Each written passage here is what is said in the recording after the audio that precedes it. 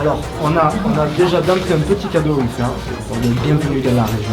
Oh mais c'est adorable ça. Oh puis en plus ça ressemble à des bouteilles. Oh là là, mais comment on va faire? On est 7. Allez, il va falloir partager. Ça, c'est de chez nous. Ah, moi je partage rien, mais c'est très sympa en tout cas, merci. Je te donne rien du tout, ouais. Je veux la rose. Je veux la rose. Il n'y a pas de rose, tu vois, t'en prends pas. On est récompensé parce qu'on fait les interviews. Allez, tu m'en donnes une. Si tu sais pas bien, t'as un deuxième cadeau à couleur. C'est vrai? Dépêchons-nous. Mais ça dépend de C'est bien ça. Du petit très beau cadeau ça. Hein.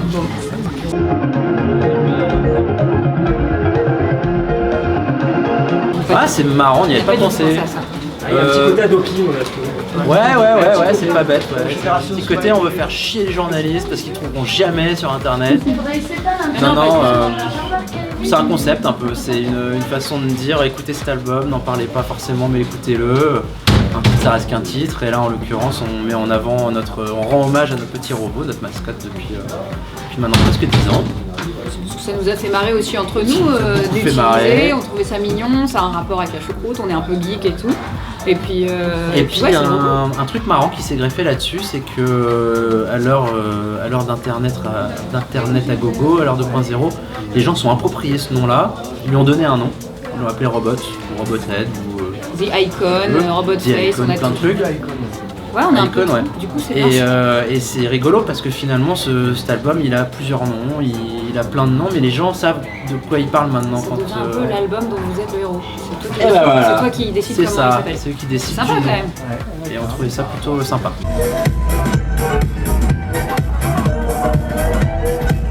Mais je pense. Jamais. Non monsieur. T'as vu? Tu vois, c'est compliqué comme problème parce qu'on n'est jamais d'accord. C'est terrible. Ça ressemble un peu au titre de l'album. C'est exactement ça. Chacun dit un dessin, tu vois. Non, oui, c'est sûr que les gens achètent plus de CD, ils achètent des vinyles juste pour le rapport à l'objet qui, il est vrai, est un petit peu plus excitant qu'un bout de plastique.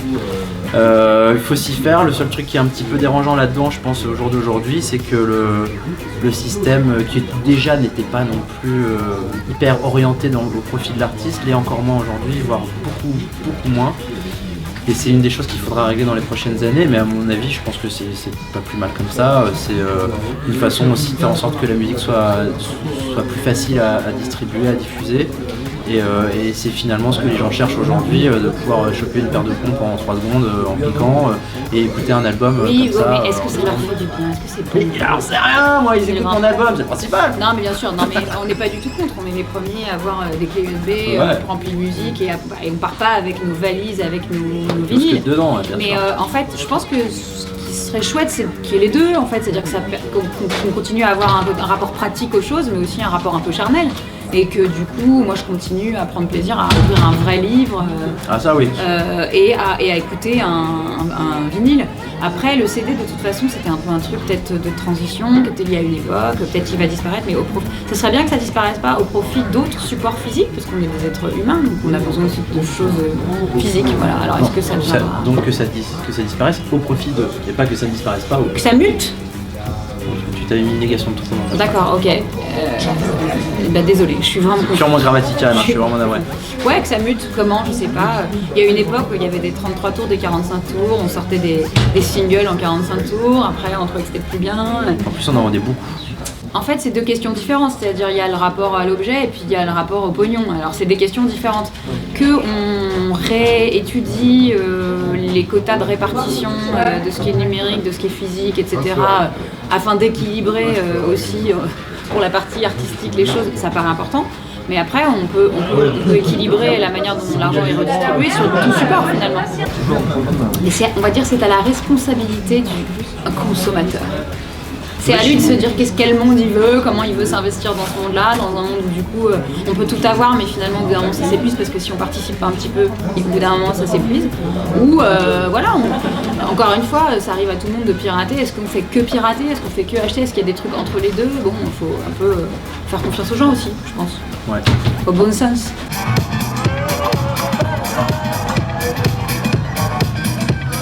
Ouais. C'était pas évident, mais pour dire à quel point on est satisfait, c'est que c'est le seul album, je pense, où on a réussi à transposer sur scène la quasi-intégralité des morceaux. Mais c'est aussi parce que dans le processus de création de l'album, vous y avez pensé. Parce qu'il y avait des frustrations aussi ouais, sur ouais, le ouais, deuxième ouais, album, ouais. notamment de morceaux qu'on aimait Ouais. bien sur le disque, mais qui étaient tristes à jouer sur scène parce qu'il y avait peu de parties finalement Ouais. à jouer, ou enfin bref, c'était pas très scénique. Donc il y a eu des petites frustrations. Donc ça a fait partie d'une chose qui était présente à l'esprit pendant l'écriture du disque.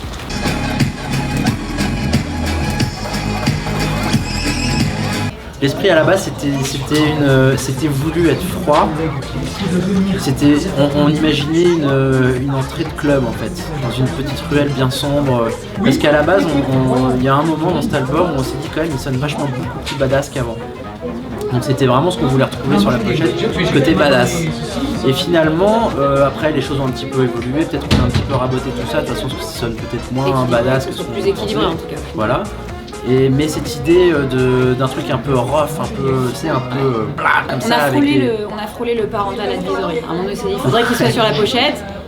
Et puis après, on s'est dit, bah, quand même, c'est un peu violent. Du coup, on a rééquilibré avec des morceaux un peu plus soleil. Hein. Voilà. Et au final, on est passé de parental advisory à pochette bleue. Alors un peu froide, mais quand même.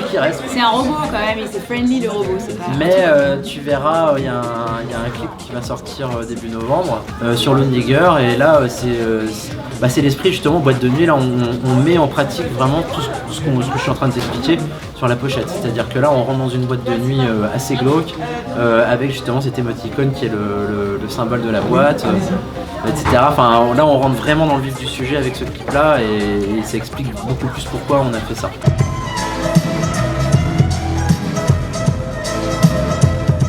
Non, parce qu'on pense plus souvent à ce qui arrive que à ce qu'on a fait. En fait, l'état d'esprit, c'est plus de dire qu'est-ce qui nous excite, qu'est-ce qui reste à faire, de quoi on a envie, surtout musicalement, qu'est-ce qu'on n'a pas exploré. C'est plus dans le regard des autres qu'on se rend compte de ça. Moi, je sais que par exemple Coachella, qui est comme un gros festival américain, nous, finalement, on a intégré le fait qu'on l'a fait. Mais il y a encore des gens qui ont dit on a fait Coachella, qui n'ont rien dit. Ah ouais, donc c'est vraiment ton métier en fait de faire de la musique. Ouais, c'est vrai qu'il y a un truc comme ça. Ouais, encore hier, je cherchais ma fille à la crèche et puis il y a une assistante de chez Cookie qui descend, il fait ah alors donc vous faites de la musique. Je dis ouais bah je joue bientôt à Paris, là on fait l'Olympia le 20 novembre. Ah bon, vous êtes en deuxième partie de qui? En première partie de qui? Notre personne, c'est notre concert en fait. Et là elle est devenue toute blanche, je fais, ah bon d'accord, donc c'est vraiment notre métier. Nous, on a réalisé depuis un moment que c'était notre métier. Non, nous on l'a réalisé. Mais, c'est pour ça que ça rentre dans ta question, c'est-à-dire qu'il y a un moment où on vit des choses, c'est incroyable, c'est super, mais ça fait partie de notre métier. On va pas s'en ouvrir forcément à tout le monde dès qu'on va aller les voir. Avec sa meuf, c'est un peu plus facile forcément parce que il y a plein de trucs super. Le soir on se téléphone, j'étais là. Ouais, c'est ça en fait. Mais sinon on va pas vivre avec toute la journée. Mais surtout, on n'a jamais envisagé ce groupe comme un coup en fait. C'est-à-dire qu'on est tous musiciens, on a tous envie de faire de la musique toute notre vie.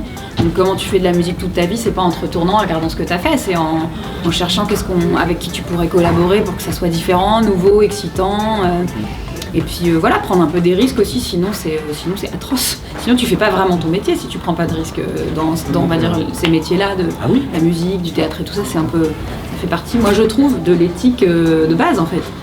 Donc en effet, si on passait notre temps à s'asseoir et à dire tu te rends compte, tu te rappelles quand on a joué, c'était en quoi, en 1915 là, quand on a joué à Limoux, on serait à côté de la plaque, je pense. Voilà.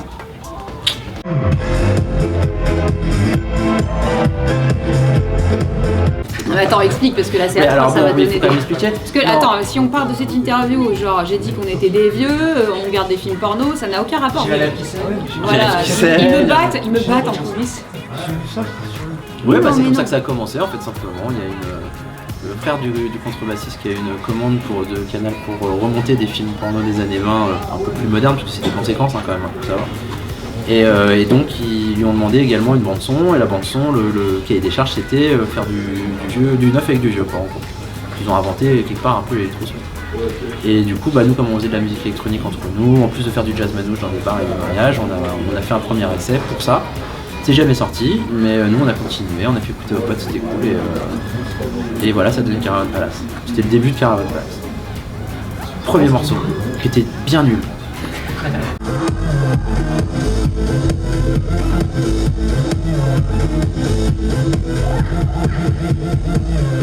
Dernier cadeau. Et le dernier cadeau. On a quand même le droit à un dernier petit cadeau. Un groupe de chez nous. Très mix, alors c'est un swing, c'est ça? Très mix. C'est acoustique swing. D'accord, néo swing on pourrait dire. C'est un petit rituel. Nous sommes tous des Romains. Ça me donne Avec envie des de produits de Chine. D'accord. Il y a un morceau qui s'appelle Caravane, tu connais? Non, pas du tout. Qui aurait pu composer ce morceau? Donc vous avez deux produits. Là, c'est je te laisse le disque, moi je prends l'essentiel. Non, donne-moi une bouteille enfin. Est-ce qu'on peut un petit peu Bien sûr, sinon j'ai les bouteilles dans les bras.